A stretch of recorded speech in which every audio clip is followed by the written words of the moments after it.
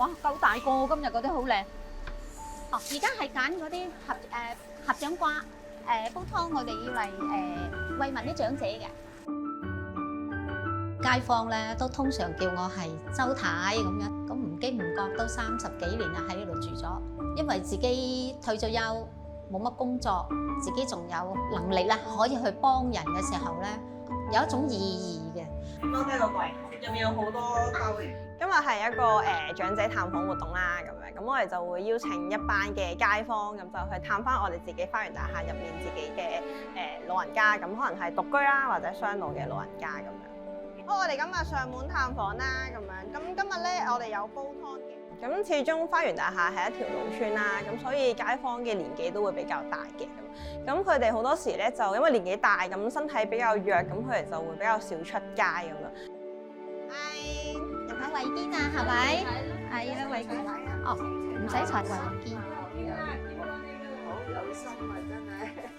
咁佢哋嘅社交圈子就會比較薄弱啦，亦都比較少接觸外間嘅人。咁我哋亦都想透過一啲嘅上門嘅探訪，咁就由我哋嘅義工，咁就由班街坊去主動接觸翻佢哋呢一班長者，咁就一班獨老或者雙老嘅長者，咁就去提供翻一啲嘅支援，亦都令到佢哋個社交圈子可以擴闊多少少，同埋增強翻個鄰里關係嘅。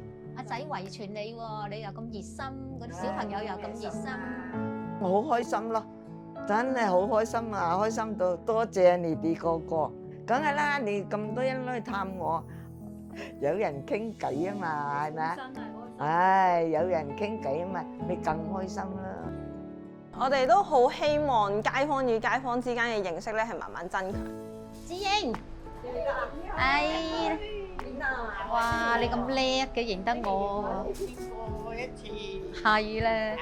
好多時咧重建之後咧，街坊就會因為去一個新地方，其實佢自己都會有啲陌生啊，咁佢都會有少少自我保護啦，都未必好能夠開放自己去認識其他新嘅鄰居咁。今日禮拜六有咩？玩遊戲咯，都係嗰啲小朋友。你會開心，我平時都一個人啊嘛，咁啊，梗係開心啊！有人嚟，我都話俾我個仔聽，我今日有人嚟探。哎呀，媽咪咁好啊，咁樣，我話你唔使擔心我嘅。如果我哋能夠透過現在喺拆之前咧，已經同佢哋建立咗一定嘅關係，亦都唔會因為話個建築物拆咗，個地方唔同咗，就冇晒所有嘅人情啊關係咁樣。